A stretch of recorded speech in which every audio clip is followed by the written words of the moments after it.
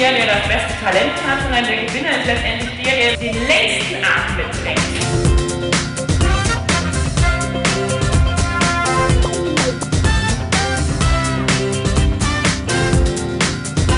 Ich finde den Award einfach eine tolle Bestätigung für die gemeinsame Leistung, die ich mit dem Team erreicht habe, und freue mich irrsinnig.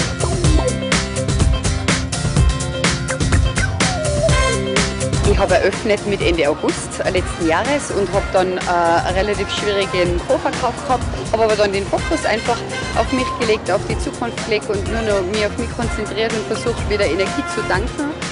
Habe ich dann gemacht mit meinem Team, eine super Unterstützung gehabt, sind fleißig im Wachsen und hoffe, es geht weiter.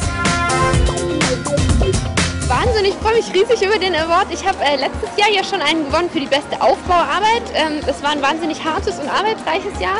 Dieses Jahr habe ich jetzt den Eindruck gehabt, es wird alles so ein bisschen geregelter, alles kommt in die Bahn, es läuft richtig, wie das so laufen soll. Und deshalb bin ich umso überraschter, dass ich jetzt nochmal einen bekomme, für dieses Jahr auch, für die gute weitere Aufbauarbeit. Also finde ich super, freue mich riesig.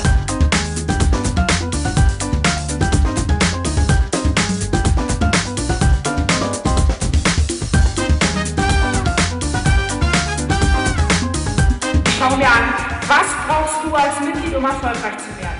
Oft ist das so eine kleine Sache, die Sales nach oben bringt. Ihr wisst ja, wir sind auch gar nicht mehr so weit. Wir haben auch fast die 500 Clubs geschafft. Und lasst uns doch mal schauen, was Stefanie Graf dazu sagt. Herzlichen Glückwunsch an alle Mrs. Sporty Franchise-Nehmer und Nehmerinnen zur Eröffnung des 500. Clubs. Es ist wirklich beeindruckend, wenn man bedenkt, dass wir erst vor ein paar Jahren mit einer einfachen Mission gestartet sind. Ohne die tägliche Arbeit und Motivation eines jeden Einzelnen würden wir heute nicht diese Erfolge feiern können.